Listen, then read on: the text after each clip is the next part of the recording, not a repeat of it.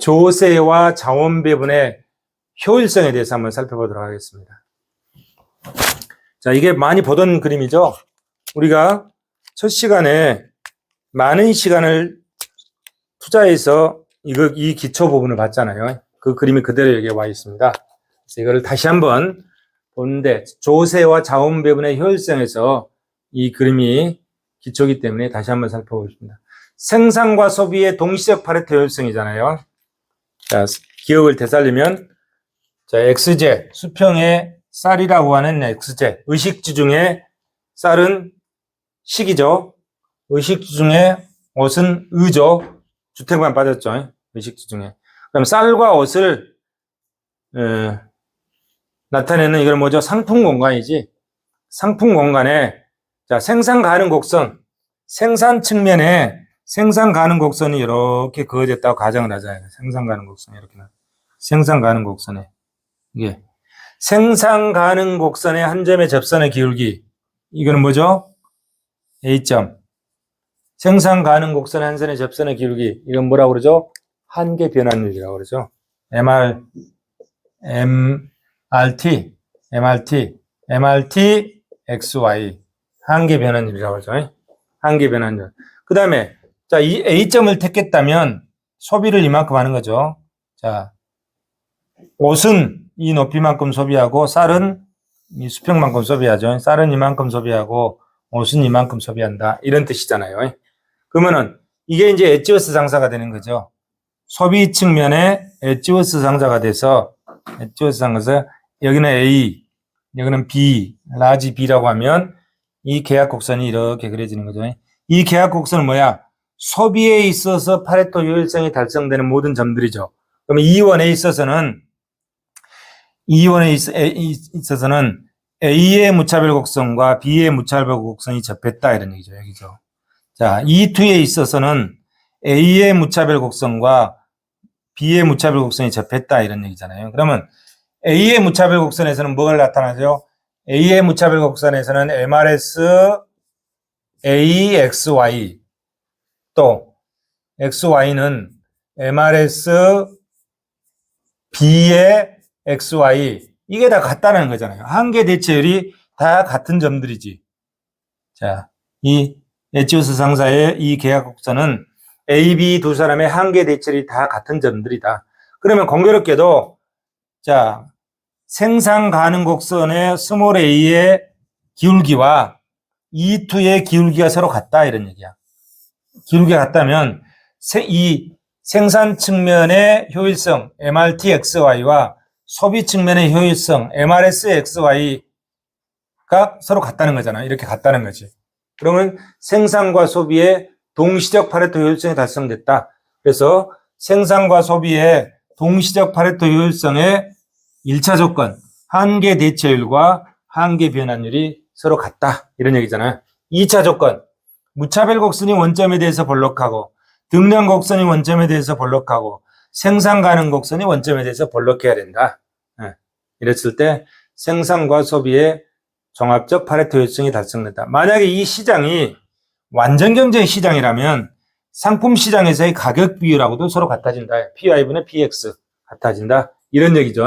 이걸 우리가 첫 시간인가 둘째 시간인가 아주 장황하게 기초 이론부터 설명을 했었습니다. 자, 이거를 기억을 되살리면서 이것이 조세와 자원 배분의 효율성을 설명하는 기초 이론이에요. 자, 이거는 지금 설명한 데는 세금이 안 붙은 걸 설명했잖아요. 저기에 이제 세금이 붙으면 어떻게 될까? 이걸 설명하는 겁니다. 세금이 안 붙은 걸, 우리는 첫 시간에 세금이 안 붙은 걸 설명했고, 이제 우리는 여기서 조세와 자원 배분의 효율성에서 그럼 거기에 세금이 붙으면 어떻게 변화되는지를 이제 보는 겁니다. 그것이 조세와 자원 배분의 효율성이다, 이런 얘기죠. 자, 그걸 보기 전에 최선의 조세와 차선의 조세를 해도, 최선의 조세, 민간 부분의 선택 행위에 전혀 교란을 일으키지 않는다 말이에요. 그게 최선의 조세다. 선택 행위에 교란을 일으키는 효율적인 조세, 중립적인 조세를 한다. 최선의 조세를. 민간 부분의 선택 행위에 왜곡을 초래하지 않는다는 거잖아요. 그 다음에 이론적으로는 대체 효과와 소득 효과 모두 초래하지 않는 정액세가 최선의 조세다. 그런데 현실적으로 존재하지 않는 조세다. 마치 완전 경쟁 시장처럼 조세에도 최선의 조세를 설정해 놓고 다른 조세와 비교를 하는 거예요. 과세를 통해서 민간 부문의 비효율을 제거하는 역할을 하는 조세다. 범주적으로 최선의 조세에 속하는 것이 환경세. 우리가 첫 번째 주에 환경세, 환경정책, 환경세에 대해서 얘기했었죠. 피구세라고 그러죠. 피구세, 환경세, 공해세. 이런 것들이 최선의 조세 범주에 들어간다.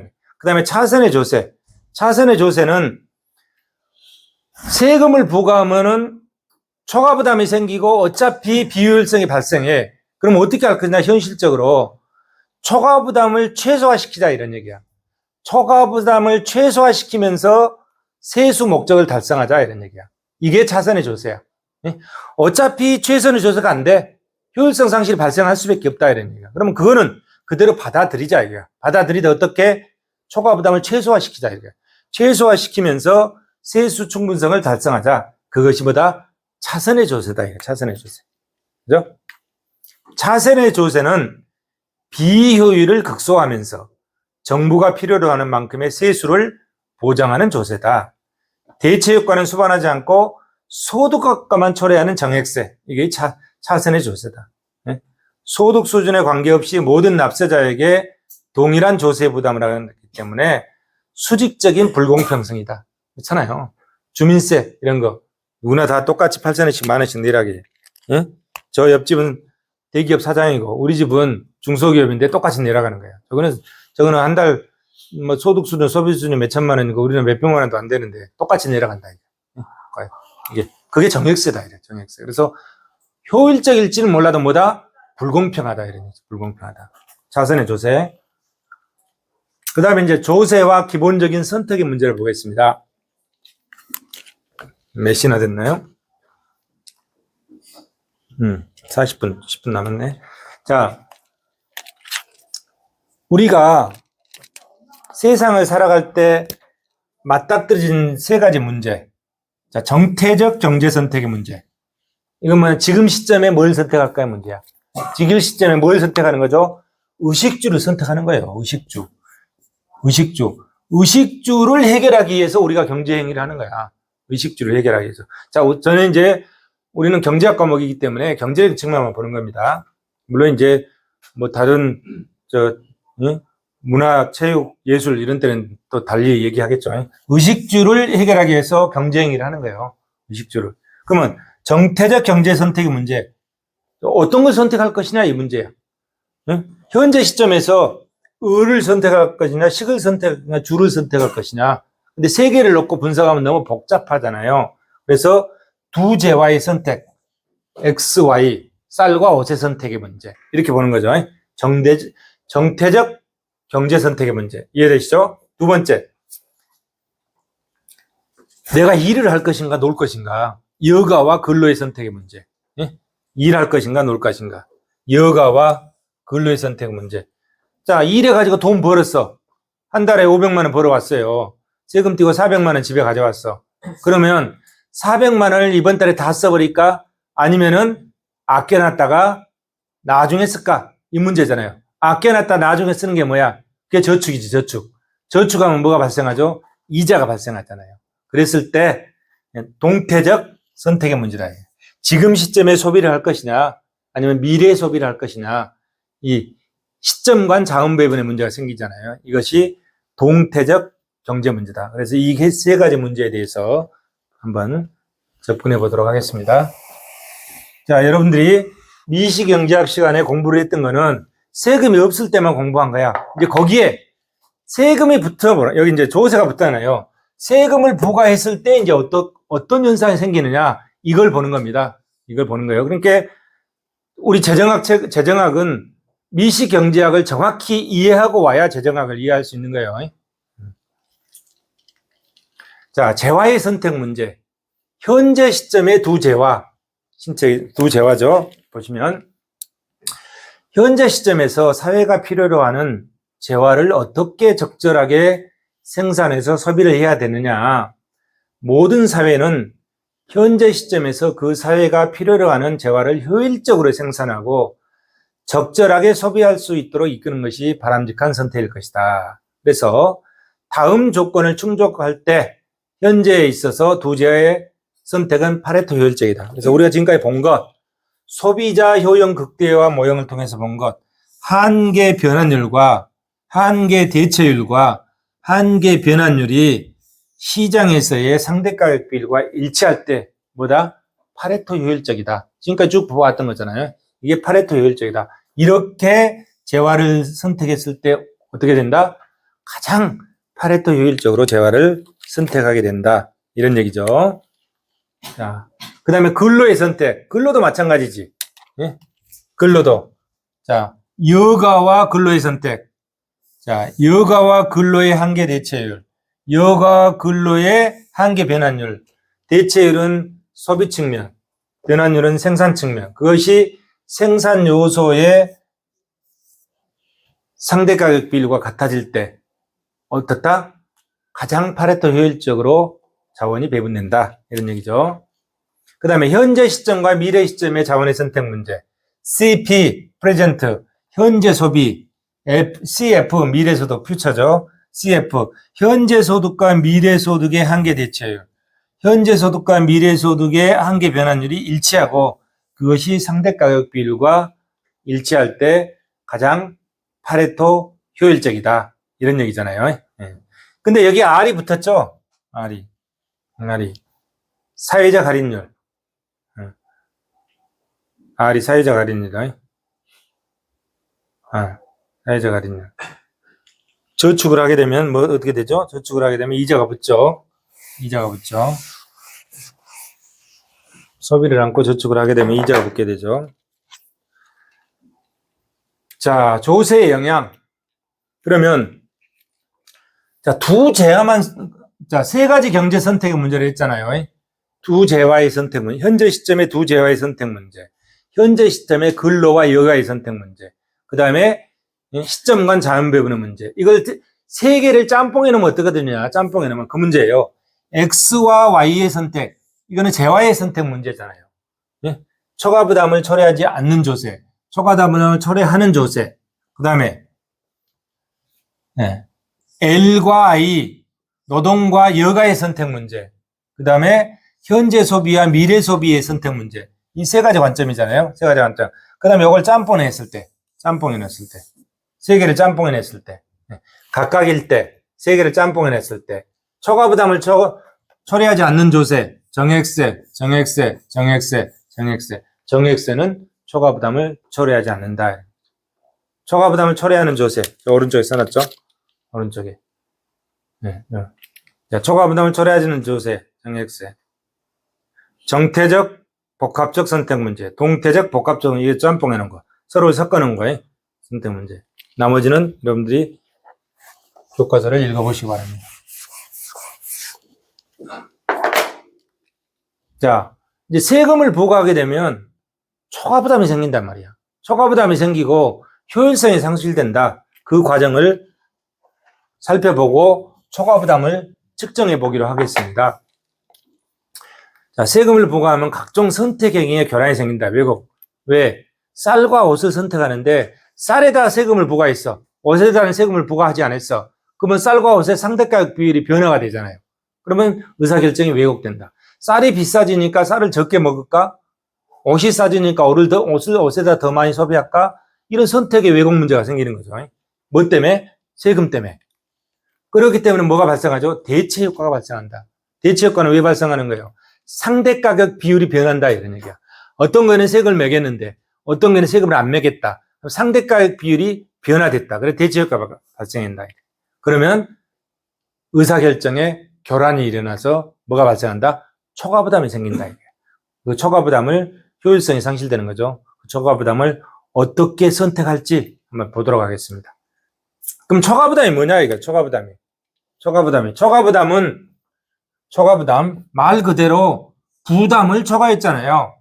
부담은 뭐였어? 부담은 이게 조세잖아요. 조세 부담을 초과해서 발생했다. 세금을 부과하니까 세금만 발생하는 게 아니라 세금 이외에 뭐가 발생하더라 이거야. 그것은 뭐예요? 그게 초과부담이다. 초과부담. 자, 세금이에요. 세금이요.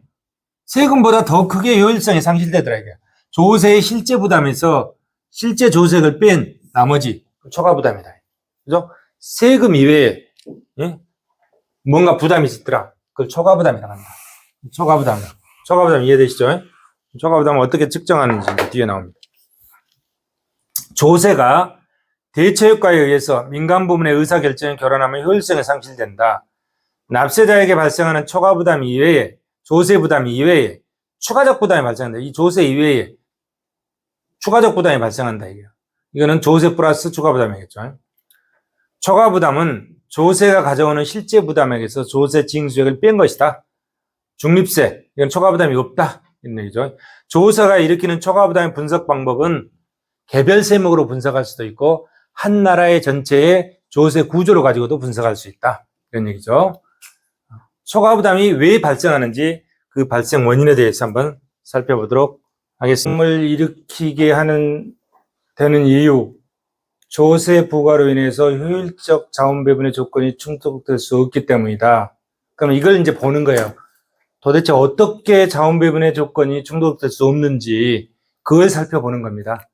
조세를 부과하면 상대 가격 구조가 결함된다. 가격 비율이 바뀐다 이런 얘기예요. 가격 비율이 상대 가격 구조가 결함된다. 예산선의 기울기가 달라진다 이런 얘기죠. 상대 가격 구조가 결함된다. 그래서 경제 주체의 의사결정 과정에 결함을 일으킨다. 세금을 부과하면 세금을 부과한 거는 가격이 커지잖아요. 그러니까 비싸니까 덜 사게 되고 세금을 부과 안 한 거는 싸니까 더 사게 되는 이런 문제가 생긴다 이런 얘기죠. 그래서 효율성이 상실된다.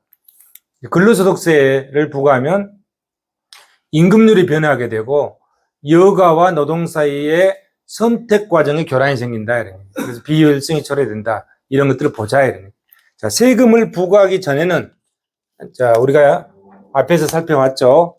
쌀과 옷 두 상품만 있어. 완전 경쟁이다. 그리고 효용 극대화를 위한 상품 기업량은 어디서 결정하느냐 했죠. 완전 경쟁일 때는 피는 네 거래 MC잖아요. 피는 네 거래 MC. 그러면은 쌀과 옷 두 상품이 있으니까 쌀이 있고 옷이 있으니까 자, P를 PY분의 BX 이게 시장에서 상대 가격 비율이잖아요. P는 네 거래 MC니까 PY분의 PX는 MCY분의 MCX 이렇게 표시할 수 있겠죠. P는 이꼴 MC니까 완전 경쟁일 때. 그 다음에 생산과 소비의 동시적 파레토 효율성, 효용 극대화 이거였잖아요. 한계 대체율과 한계 변환율을 갖고 완전 경쟁 시장이면 상대 가격 비율까지 같다. 이거죠. 여기까지는 이제 여러분들이 알고 있는 거야. 세금을 부과하기 전에 이렇다는 거잖아요. 자, 조세 부과 전에 효율적인 자원 배분의 조건이다. 이게. 여기까지는 이제 미시경제학에서도 공부했고 앞에서도 여러 차례 살펴봤다. 여기에 이제 세금이 붙으면 어떻게 변하냐 이런 얘기죠. 자, 조세 부과 후에 효율적인 자원 배분 조건이다. 이런 얘기죠. 물품세를 부과한다. 물품세를 간접세죠. 간접세. 물품세를 부과하는데 쌀과 옷 중에 쌀에다가면 TX의 물품세를 부과하자 이런 얘기야. 쌀에다가. 그럼 어떻게 될까요? 자, 쌀과 옷이 있어. 이게 쌀이고 이게 옷이야. 그럼 쌀값은 PX잖아요. 쌀값이 PX고 옷값은 그죠? PY가 되겠죠. PY자. 자, 이렇게 되겠죠. 그러면 쌀에다가 물품세를 부과한다 이런 얘기야. 쌀에다가 물품세를 부과하면 어떻게 되죠? PX에 T 붙은 거지. 세금이. 자, 쌀 한 포에 10,000원이야.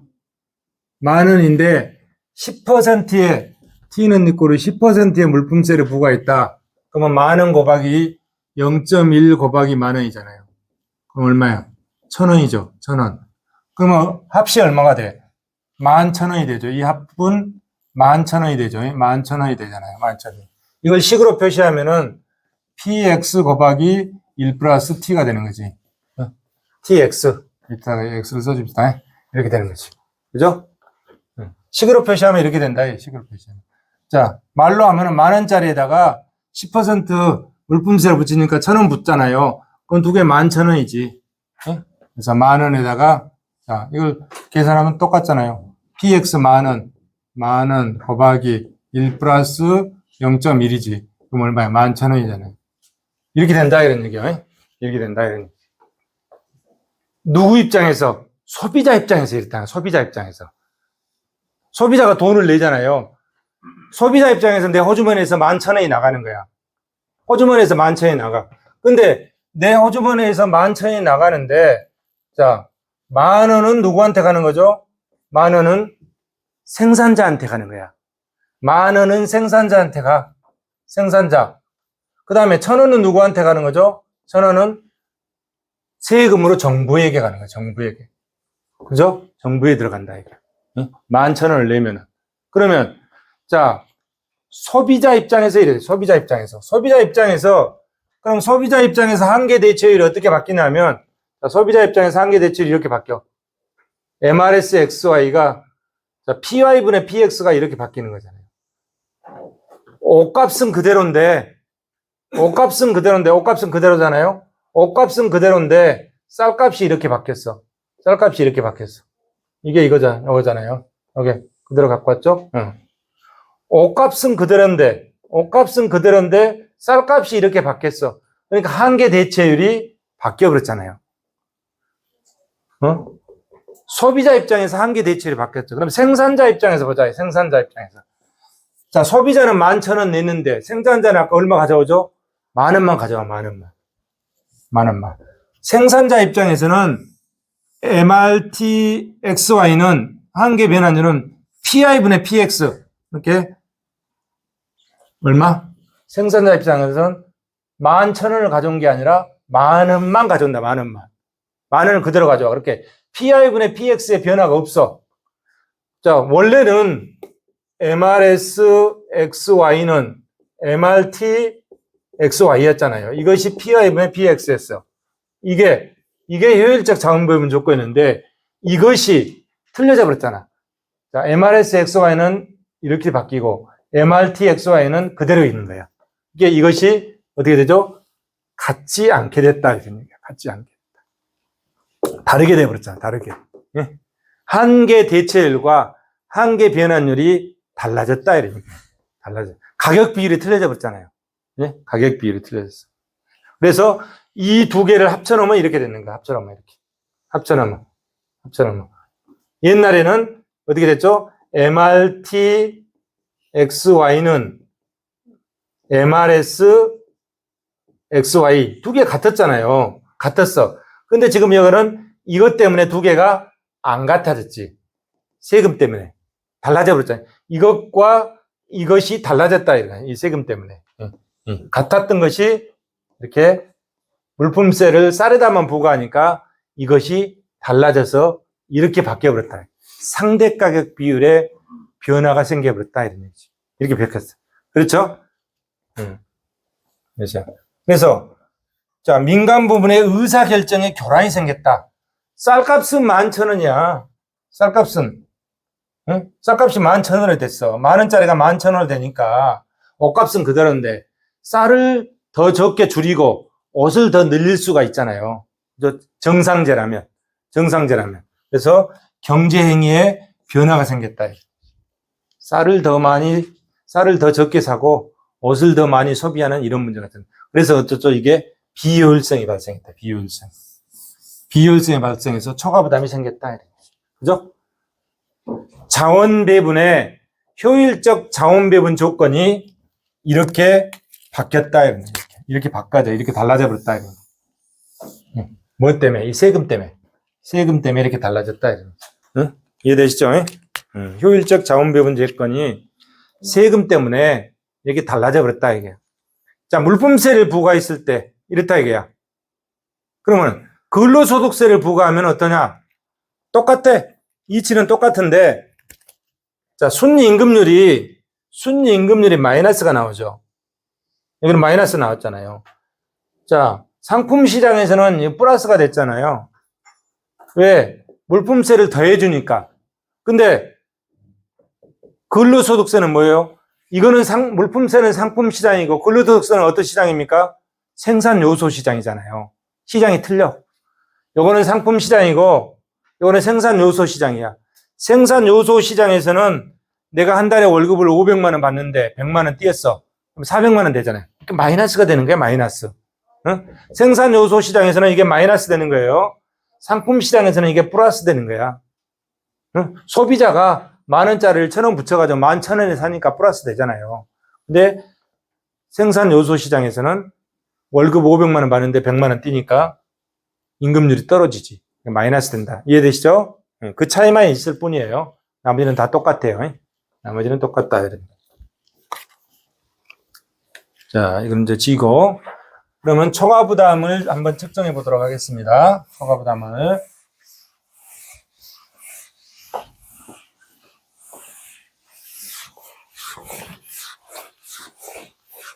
자, 초과 부담을 측정해 보죠. 물품세 초과 부담. 물품세 초과 부담. 자,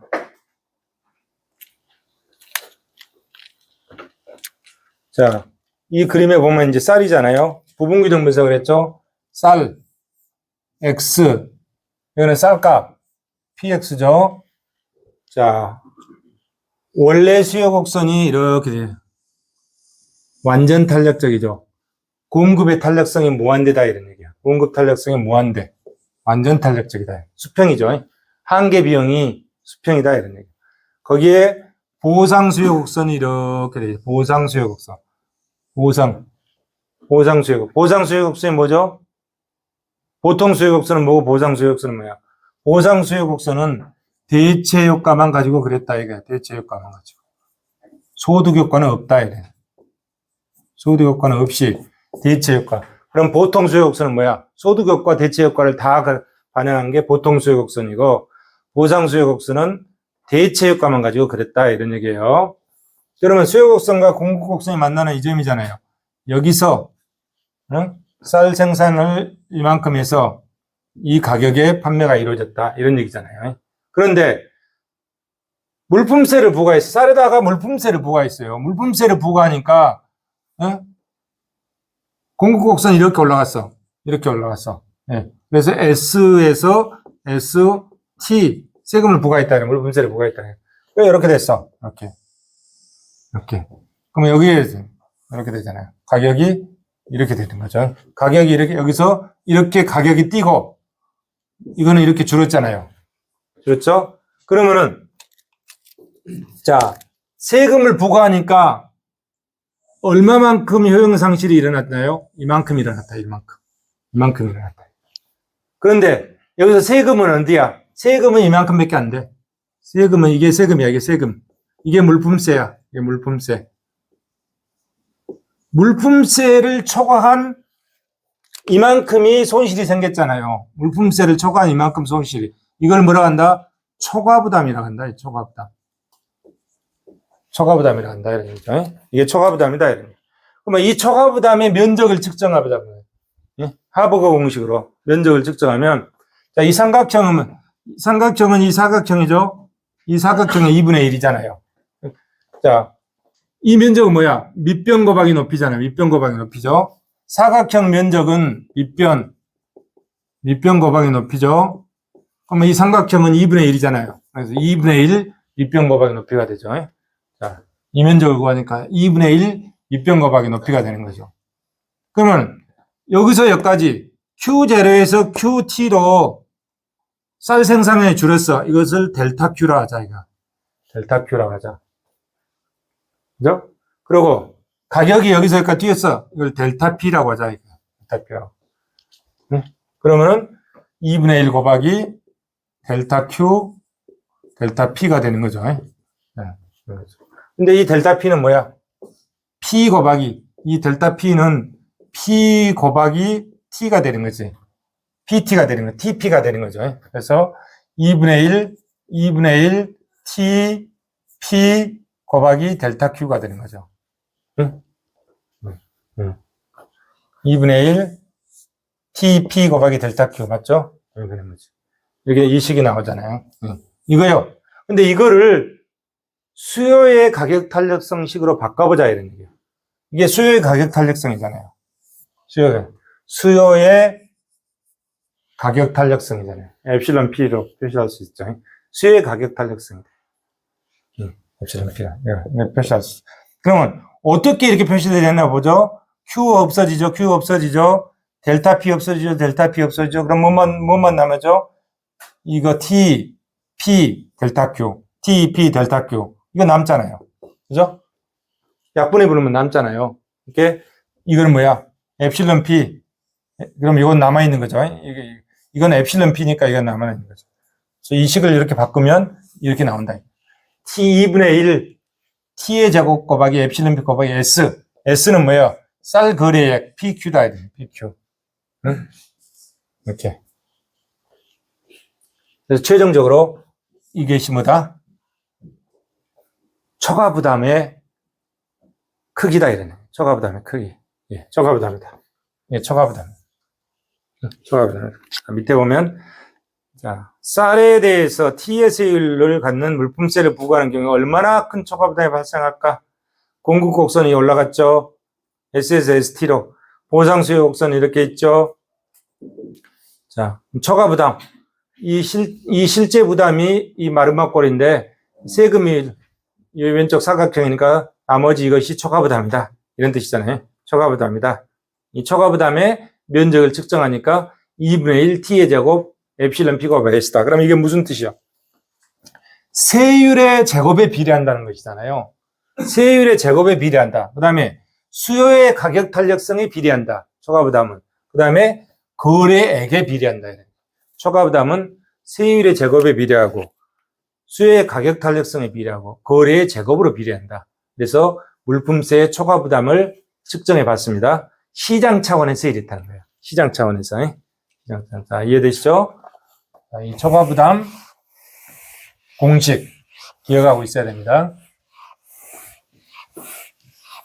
근데 여기서 공급 곡선이 수평이었잖아요. 완전 탄력적이었죠. 공급이 완전 탄력적이었지.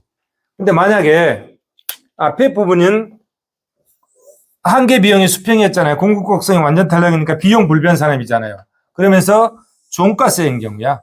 여기에 해당되는 거지.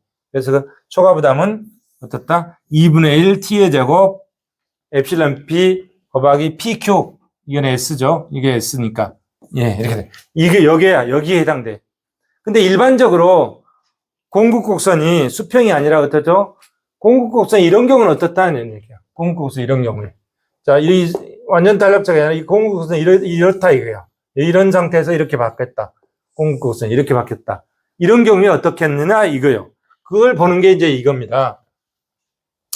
공급의 탄력성이 있잖아요. 이런 경우는. 그러면 자, 수요의 가격 탄력성 분의 1, T의 제곱 곱하기 수요의 가격 탄력성 분의 1.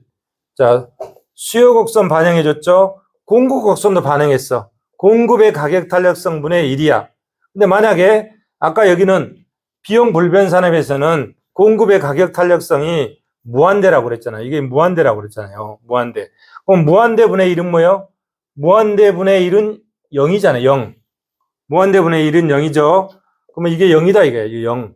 그러면 이게 0이면 자, 0이면 2분의 1 T의 제곱 엡실론 P분의 1 분의 1 곱하기 S 이렇게 되죠. 이건 어떻게 돼?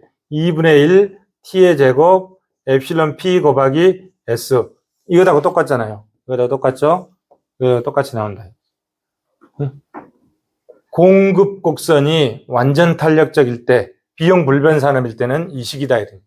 이 식은 이것이 일반식이다 이런 얘기죠. 자, 이것이 일반식이라는 얘기죠. 이건 이제 종가세고 종량세는 P 곱하기 S가 아니라 P분의 Q다 이런 얘기. P분의 Q. P분의 Q다 이런 얘기. 종량세는 P 곱하기 S가 아니라 P분의 Q다 이런 얘기죠. 자, 이해되시죠? 자, 넘어갑니다. 자, 이 그림을 보시면 보통 수요 곡선이다. 이건 보통 수요 곡선. 보통 수요 곡선이죠. 이거는 보상 수요 곡선이다. 보상 수요 곡선은 대체효과, 소득효과를 다 반영한 거고 보상 수요 곡선과 보통 수요 곡선을 어떻게 유도하는지 첫 시간에 설명드렸었죠. 여기다. 그러면 보통 수요 곡선의 초과 부담은 이거잖아요. 보상 수요 곡선의 초과 부담은 이거다. 그럼 보상 수요 곡선보다 보통 수요 곡선의 초과 부담이 훨씬 크다 이런 얘기지. 이유는 뭐 때문이죠? 보통 수요 곡선이 탄력적이기 때문에 그렇다. 탄력적이기 때문에 그렇다 이런 얘기죠. 탄력적이기 때문에.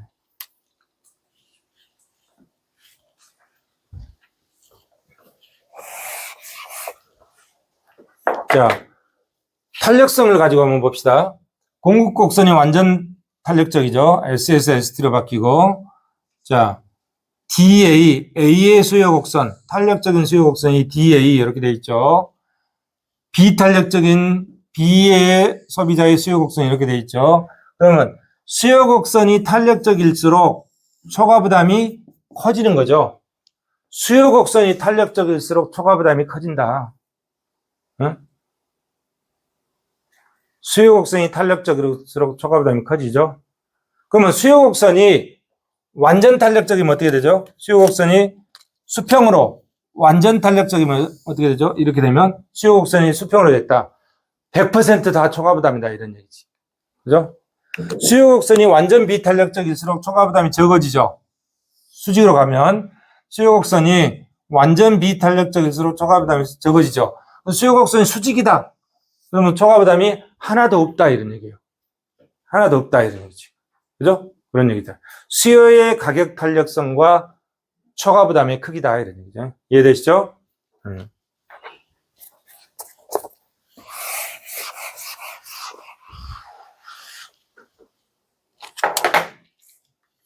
자, 물품세의 세율과 초과부담. 아까 세율의 제곱에 비례한다고 했잖아요. 2분의 1. 자, 초과부담은 2분의 1 t의 제곱 엡실론 p 곱하기 s라고 그랬죠. 세율의 제곱에 비례하죠. 그럼 세율이 2배 오르면 초과부담은 4배. 세율이 3배 오르면 초과부담은 9배 증가한다. 이런 얘기. 그러면 수요의 가격 탄력성에 비례하고 거래액에 비례하죠. 비효율성 계수를 한번 살펴봅시다. 초과부담을 조세 수입으로 나눈 게 비효율성 계수다. 그렇게 나눠서 정리하면 2분의 1t 엡실론 p다. 이렇게 된다 이런 얘기죠.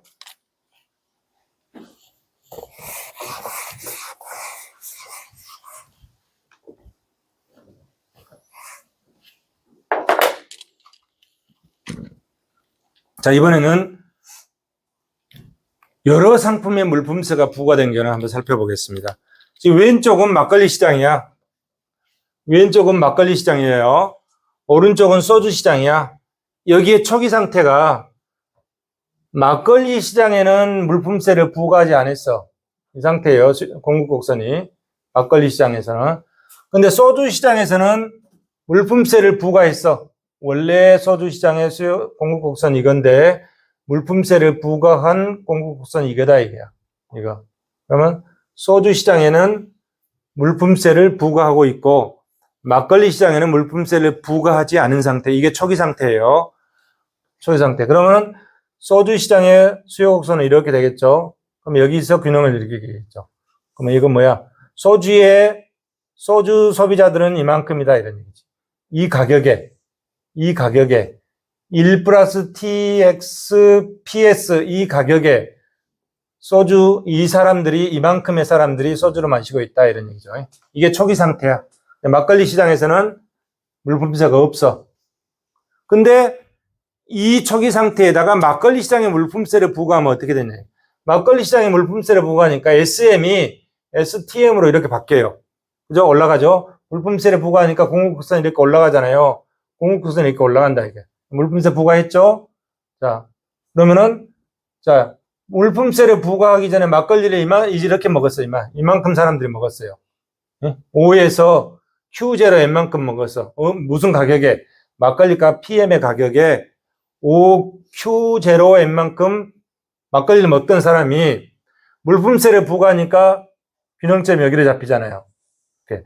막걸리 소비자들이 이만큼 줄어들었어. 막걸리 값이 이만큼 오르고 막걸리 소비자가 이만큼 줄어들었다. 이만큼. 그죠? 이만큼. 그럼 이 막걸리 소비자들은 어디로 갔냐 이런 얘기지. 막걸리 소비자들은 어디로 갔습니까? 소주 시장으로 이렇게 옮겨왔다 이런. 소주 시장. 대체제니까. 소주 시장으로 옮겨왔어요. 그래서 소주 시장의 수요 곡선이 이렇게 우측으로 옮겨갔어요. 소주 시장의 수요 곡선이 이렇게 우측으로 옮겨갔어요. 소주 시장의 수요 곡선이 우측으로 옮겨갔어. 그러면은 어디서 균형을 이루죠? 여기서 균형을 이루잖아요.